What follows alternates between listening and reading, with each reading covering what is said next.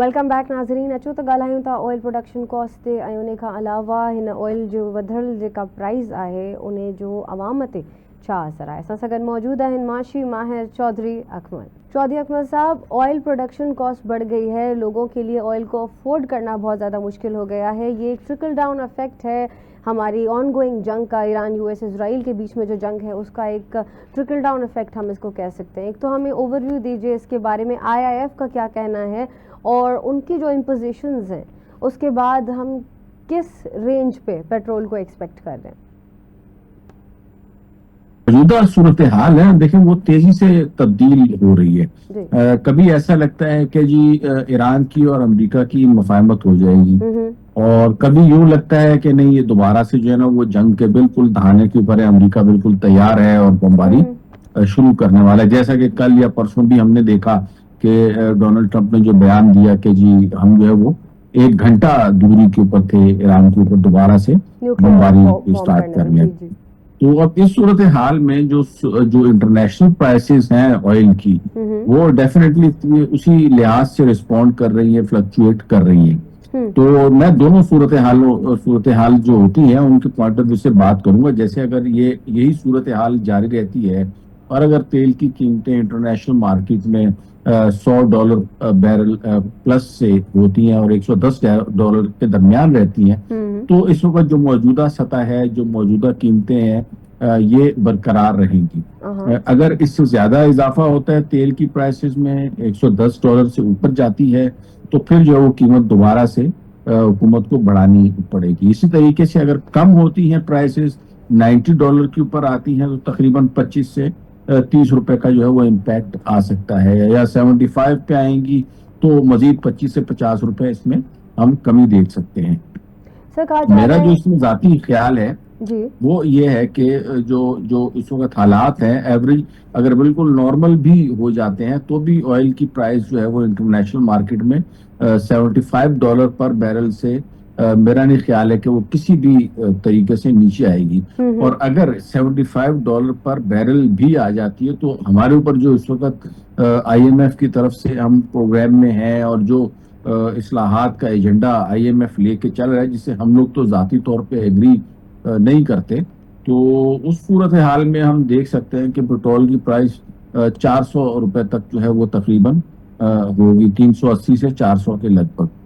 मेरे ख्याल में ये जो है वो एक ऐसा सिनेरियो होगा जिसमें हमारी थोड़ी बहुत बचत हो सकती है। अदरवाइज जो IMF इस वक्त कंडीशंस बता रहा है उसमें जो है वो आने वाले दिनों में, जैसे कहा जा रहा है इस वक्त पेट्रोलियम डेवलपमेंट लेवी जो है वो 116 रुपए है, तो ये अगर मजीद इसको कहा जा रहा है कि 160 रुपए तक जो है वो लेके जाया जाएगा, तो उस सूरत हाल में फिर आप 50 से 55 रुपए का इजाफा जो है वो over the period of 1 year next, वो मजीद जो है वो ऑयल की प्राइसेस में जो है वो ऑब्जर्व किया जा सकता है। तो इस केस में आप देखें 500 रुपए लीटर तक पेट्रोल चला जाएगा और फिर 500 रुपए लीटर के बाद जो आपने बताया कि ट्रिकल डाउन इम्पैक्ट है, डेफिनेटली फ्यूल की जो कॉस्ट है that is a trickle down impact. उसका ट्रांसपोर्टेशन के ऊपर उसका फर्क पड़ता है, उसका खाने पीने की अशिया के ऊपर फर्क पड़ता है। यानी आम जो इंसान की जरूरियात जिंदगी है उसमें हर एक में जो है ना वो ऑयल का इम्पैक्ट उसकी खरीदारी के ऊपर आता है, तो डेफिनेटली जो है उससे महंगाई में बेताशा इजाफा हो जाएगा।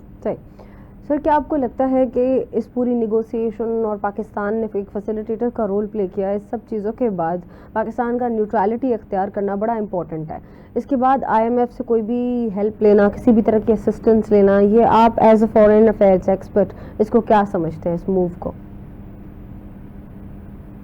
है ना, जो पाकिस्तान ने सिफारती सतह के ऊपर नो डाउट के कामयाबियां हासिल की हैं, इसमें कोई शक नहीं है, और उसको जो है वो डेफिनेटली उसमें फील्ड मार्शल साहब की बहुत कोशिशें हैं, लेकिन बदकिस्मती हमारी यही है कि हम जो है वो कामयाब नहीं हो सके। उसका जो है वो इकोनॉमिक बेनिफिट अभी तक तो हमें हासिल होना शुरू नहीं हुआ। इवन जो हमें ऑयल है उसमें भी किसी किस्म की कोई फैसिलिटी जो है वो ना सऊदी अरब की तरफ से अभी तक मिली है, ना दीगर दुनिया के किसी ईरान की तरफ से भी हमें इस किस्म की कोई सहूलत हासिल नहीं है। और हमने खैर अभी तक लग भी नहीं रहा है कि हमने कोई इसमें कोई सीरियस किस्म की एफर्ट भी की हो। अलबत्ता हमें नुकसान ये हुआ है कि UAE के साथ हमारे ताल्लुकात जो है वो खराब हो गए और उसके नतीजे में जो है वो उसने अपने जो $3 बिलियन के करीब हमारे पास रखवाए हुए थे सेफ डिपॉजिट के तौर के ऊपर, तो वो उसने वापस ले लिए और फिर सऊदी अरब से हमने अरेंज करके दे दिए। तो जो सिफारती कामयाबी हैं उसकी वजह से पाकिस्तान को किसी भी किस्म की कोई माशी कामयाबी जो है वो नजर तो नहीं आ रही, और IMF का भी जो रवैया है और जिस तरीके से वो अपनी जो कंडीशंस हमारे ऊपर फिट किए जा रहे हैं, किसी भी किस्म की कोई रिलैक्सेशन देने के लिए भी तैयार नहीं है, तो मुझे नहीं लगता कि उसका हमें जो है वो कोई माशी तौर के ऊपर अभी तक कोई फायदा हुआ है। सही। सर, क्या आपको लगता है कि ओवरऑल कुछ रिपोर्ट्स के मुताबिक वैसे ये कहा जा रहा है कि compare to Europe all together US की जो इकोनॉमी है वो कंसिडरेबली रिजिलियंट करार दी जा रही है। कहा जा रहा है कि US की इकोनॉमी जो है वो शॉक ज़्यादा बेहतर तरीके से एब्जॉर्ब कर पा रही है एज कम्पेयर टू यूरोप। इसके ऊपर आपका क्या ख्याल है? नहीं, US की जो इकोनॉमी है वो भी जो है वो अगर देखा जाए तो वहां पे भी महंगाई में इजाफा हुआ है। इस साल अगर मैं बताऊं तो इंटरनेशनली अगर बात की जाए तो गंदम की जो कीमतें हैं पिछले एक साल के दौरान तकरीबन उनकी कीमतों में 25% के करीब इजाफा हो चुका है, और उसमें 10% के करीब जो इजाफा है वो इसी महीने में शामिल है। तो कहने का मकसद ये है कि महंगाई का इम्पैक्ट डेफिनेटली US के ऊपर आ रहा है। पेट्रोल की प्राइसेस जो है वो वहाँ पे हालिया इस जंग के नतीजे में बढ़ी हैं, तो ट्रंप एडमिनिस्ट्रेशन जो है वो महंगाई के हवाले से और इस जंग को लेकर बहुत ज्यादा प्रेशर में है। और अगर आप देखें तो जिस तरीके से दुनिया भर ने उनका न यूरोपीय यूनियन ने उनको सपोर्ट किया इस मामले में, न दीगर दुनिया के मुल्कों ने, चाइना, रशिया, किसी ने भी सपोर्ट नहीं किया सिवाय इसराइल के। और उसकी वजह से आप देखें USA जो है वो ना सिर्फ ये कि आलमी तौर के ऊपर तन्हाई का शिकार है, बल्कि उसके यहाँ इकोनॉमी के भी प्रॉब्लम्स पैदा हो रहे हैं।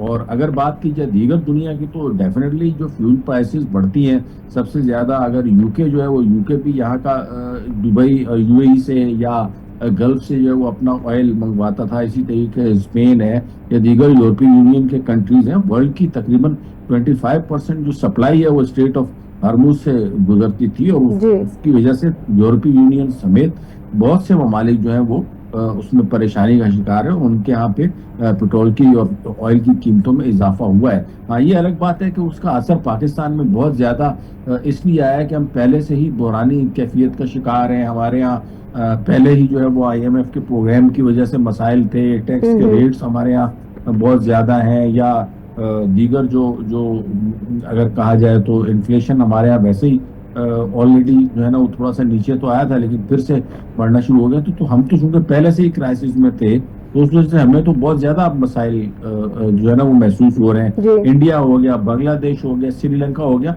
इन ममालिक ने जो इंटरनेशनल प्राइसेस बढ़ी भी है तो उसको काफी हद तक एब्जॉर्ब किया है। सिर्फ 3 या 4 रुपए का इंडिया ने इजाफा किया है अपने फ्यूल की प्राइसेस में। सर, मैं आपसे बड़ा एक सिविलियन ओरिएंटेड सवाल करना चाहूंगी। हमारी आवाम जब भी हम IMF से कर्जा लेते हैं या हम किसी और तरीके से कोई ऐसा फंड निकालते हैं या फिर हमारी गवर्नमेंट ओवरऑल अगर लेट्स से हम किसी जंग में भी पड़ जाते हैं जिसमें हम ही फैसिलिटेटर हैं, उसके बाद पेट्रोल प्राइस के ऊपर जो हाइक आ जाती है, बेसिक अशिया के ऊपर उसका अफेक्ट आता है और कॉस्ट ऑफ लिविंग हमारी आवाम का बढ़ जाता है। जंग के ख़त्म होने के बाद भी अगर IMF का कर्जा आ जाता है और ये चीज़ें हो जाती हैं तो जाहिर है उनके बड़े लंबे से जो है वो रिक्वायरमेंट्स और डिमांड्स होती है। क्या आपको लगता है कि पाकिस्तान की आवाम पेट्रोल का रेट वापस उस प्रीवियस रेट पे जाते हुए देख सकती है, देख पाएगी? क्या ख्याल है आपका? नहीं, मुझे नहीं लगता है कि पुराना जो रेट है वो दोबारा से हम उसके ऊपर आ सकेंगे। इवन अगर एब्सोल्युटली नॉट, दोबारा हम सिमिलर पे तो नहीं जा रहे। नहीं, बिल्कुल उसकी मैं वजह भी बताता हूँ ना आपको। देखें 2023 में जब ये गवर्नमेंट ने पोजीशन अपनी मतलब गवर्नमेंट संभाली थी मौजूदा रिजीम ने, तो उस वक्त इंटरनेशनल मार्केट में ऑयल की प्राइस थी $82 पर बैरल, और पाकिस्तान में जो है ना वो प्राइस थी तकरीबन 375 के लगभग थे। ठीक हो गया। उसके बाद इंटरनेशनली ये प्राइसेस नीचे जाती रही हैं $60 पर बैरल के ऊपर। ये पिछले 3 साल में जो लास्ट जंग शुरू होने से पहले इंटरनेशनल मार्केट में तेल की कीमत $60 पर बैरल थी। अब उसका जो बेनिफिट इतना सारा जो है वो होना चाहिए था पब्लिक को, वो इन्होंने नहीं पहुंचाया। ये पेट्रोलियम डेवलपमेंट लेवी में इजाफा करते गए, अपने रिजर्व्स बढ़ाते गए, अपने टैक्स के टारगेट्स को पूरा करते गए, और इन्होंने पाकिस्तान में कीमत कम नहीं की। अब जब दोबारा से $82 को क्रॉस करके $110 के ऊपर पहुंच गया, और अब कीमत जो है इंटरनेशनल मार्केट में वो तकरीबन मजीद ऊपर जाती हुई नजर आ रही है। उस सूरत में अब कैसे नजर, अब कल को अगर इसमें रेट नीचे आएंगे तो डेफिनेटली ये लोग जो है ना वो फिर दोबारा से PDL जो 160 के ऊपर इन लोगों का ले जाने का हदफ है, तो ये वहां पे कोशिश करेंगे कि इसको ले जाया जाए, और पेट्रोलियम की जो मौजूदा कीमतें हैं तकरीबन 450 के करीब, तो वो उनको ये लोग कोशिश कर रहे होंगे कि बरकरार रखा जाए। तो ये अवाम को तो फायदा पहुंचाने का तो इस हुकूमत का मुझे नहीं लगता है कि कोई है भी तासुर, और इसी वजह से हम अक्सर और बेशतर अपने प्रोग्राम में जो अपनी जो एनालिसिस है उसमें IMF के रोल को भरपूर तरीके से क्रिटिसाइज करते हैं, और हुकूमत को हमेशा हमने यही मशवरा दिया है कि IMF का प्रोग्राम जो है ना वो जब तक पाकिस्तान IMF के प्रोग्राम में है, पाकिस्तान कभी भी जो है वो तरक्की की सूरत नहीं देख सकेगा, क्योंकि IMF का जो इकोनॉमिक मॉडल है वो टोटली डिफरेंट है, हमारी ग्राउंड रियलिटीज से वो नहीं मिलता। हमारे यहाँ कई ऐसे जो है ना वो एग्जांपल्स मौजूद है, अर्जेंटीना की एग्जांपल है, मलेशिया की एग्जांपल हमारे पास मौजूद है, कि ये वो मुल्क हैं जिन्होंने IMF को ठुकरा के थोड़ी बहुत जो है वो इकोनॉमिक डेवलपमेंट हासिल की है। अगर इनके मॉडल्स को हम स्टडी करें तो हमें अंदाजा होगा। IMF के जो है ना वो उस प्रोग्राम में रहते हुए पिछले 25 साल में मुझे नहीं पता है कि कोई ऐसी इकोनॉमी हो कि जो तरक्की कर पाई। राइट सर, आपको ज़रा इस बात पे अगर हम आए IMF की बात पे, आपने खुद कहा कि आप काफ़ी टॉक शोज पे और वैसे ओवरऑल फॉरेन अफेयर्स वाले एक्सपर्ट्स बहुत मजम्मत करते हैं IMF के रोल की और इन चीज़ों की। गवर्नमेंट की जब बात की जाए तो क्या government even in terms of foreign affairs and foreign political stability and situation जो कि पाकिस्तान की बाकी ममालिक से है, क्या आपको लगता है कि हमारे लिए as Pakistanis and as a government सिर्फ यही सॉल्यूशन बच गया है कि या तो हम IMF से लोन लें, या तो हम किसी तरह जो है प्राइस पेट्रोल की भी ऊपर कर दें जिसका ट्रिकल डाउन इफेक्ट बाकी हर चीज़ की कॉस्ट के ऊपर हो? देखिए, मैं आपसे बताया ना, मैंने IMF का जो इकोनॉमिक मॉडल है वो ये है कि अगर आप खसारा कर रहे हैं तो उस खसारे को पूरा करने के लिए आपको टैक्सेस बढ़ाने होंगे। अगर आपने जो है वो मालियाती तौर के ऊपर इस्तेकाम लाना है तो आपको अपनी मॉनेटरी पॉलिसी को जो है वो स्ट्रिक्ट रखना होगा। आपको अपना जो फॉरेन एक्सचेंज का जो रेट है उसको इंडिपेंडेंट रखना होगा। अब हमारे यहाँ पे जो इकोनॉमी है, जिस तरीके से कार्टेल्स बने हुए हैं, जिस तरीके से मोनोपोली है, उसमें ये मॉडल काम नहीं कर सकता। दूसरा, IMF फोकस करता है मॉनेटरी पॉलिसी के थ्रू जो है वो इन्फ्लेशन को कंट्रोल करने की, यानी जहां इन्फ्लेशन बढ़ता है तो फौरन जो है ना वो IMF भी कहते हैं और हमारा स्टेट बैंक बिल्कुल उसी के मुताबिक काम कर रहा है, वो इंटरेस्ट रेट बढ़ा देता है। अब ये वाला जो फिनोमेना है या ये फार्मूला जो है वो डिमांड पुल इन्फ्लेशन में तो काम करता है, कॉस्ट पुश इन्फ्लेशन में ये चीज वर्कआउट नहीं करती। हमारे यहाँ जो है ना अनफॉर्चुनेटली कॉस्ट पुश इन्फ्लेशन है, उसकी वजह से होता ही है कि उधर स्टेट बैंक पॉलिसी रेट बढ़ाता है, लोगों की परचेजिंग पावर कम होती है, परचेजिंग पावर कम होने की वजह से अशिया की डिमांड कम हो जाती है, तो प्राइसेस के ऊपर इम्पैक्ट आता है। तो मतलब ये है कि वो जो है ना गुर्बत खत्म करनी है तो आप गरीबों को मारो, तो वो ये फार्मूला है। जबकि हम ये कहते हैं कि जो माइक्रो इकोनॉमिक स्टेबिलिटी है आप वो अचीव करें, आप अपनी जो होम एंड कॉटेज इंडस्ट्री है, स्मॉल एंड मीडियम इंटरप्राइजेज हैं, आप उनको प्रमोट करें, आप जो टैक्स में रिलैक्सेशन दें, खवातीन को जो है वो आप बजाय इसके के इनकम सपोर्ट प्रोग्राम दें, आप उनको जो है वो होम इंडस्ट्री में जो है ना वो आप लाएं।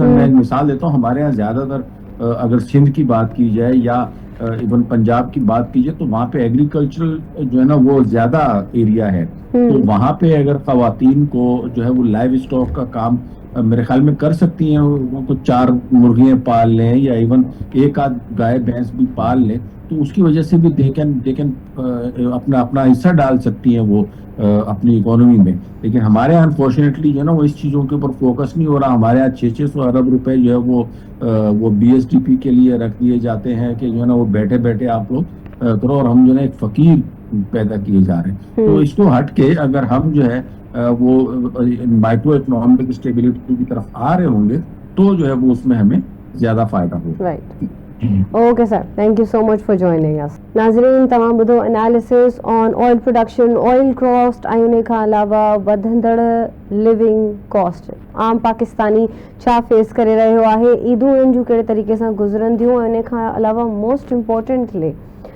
असां छा वापसि पेट्रोल प्राइसिस ते उन ते वञी सघंदासीं या इवन हाफ वे वञी सघंदासीं या न। काफ़ी सवाल आहिनि। हींअर फ़िलहाल हलूं था हिकिड़ी शॉर्ट कमर्शियल ब्रेक जी तरफ़। ब्रेक खां पोइ तव्हां सां वापसि मुलाक़ात थींदी ऑन आवाज़ 360।